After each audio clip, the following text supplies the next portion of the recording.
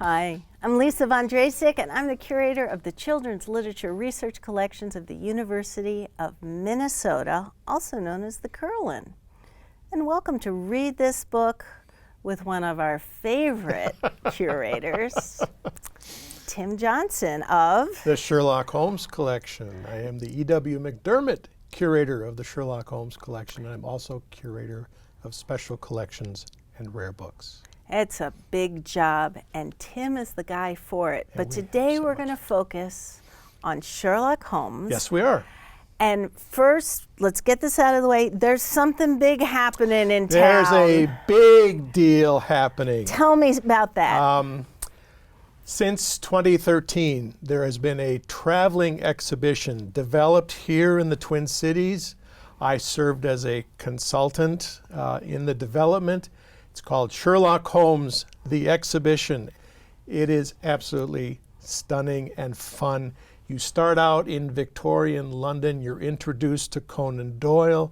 You're introduced to the world of Sherlock Holmes, including things about toxicology and ballistics and communications. You get to see a full-blown replica of the sitting room at 221B. You get to solve a mystery, and you get introduced to the movies and the television shows that have been recently very popular. Everything that is all Sherlock. Yes, yes. And you brought a book today. I did. Tell me a little bit about this. The title is? I did. The title is Conan Doyle's Wide World by Andrew Lycett, Sherlock Holmes and Beyond. I think I've talked about Andrew before because he did a previous volume, The Man Who Invented Sherlock Holmes, which is a biography of Conan Doyle.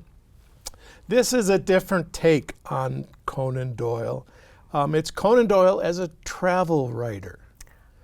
And I thought, what a perfect book after kind of 2 years of being cooped up in the pandemic. People are starting to plan trips and travel some more. And Doyle traveled a lot. He was here in North America, I think 4 different times.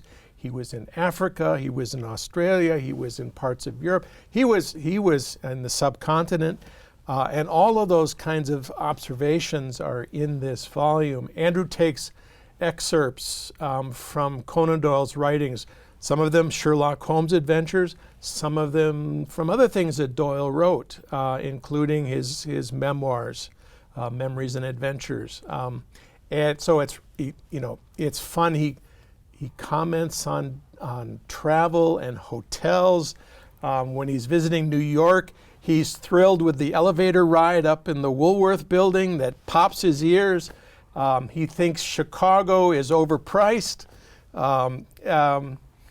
He also, in his earlier days, was very interested in photography. So some of these travel observations are when he's going to different places as a photographer and commenting on the landscape. Some of it's when he was on board a whaling ship as a young man in the Arctic, and he talks about Arctic whaling and sealing, and so it's wide-ranging and lots of fun.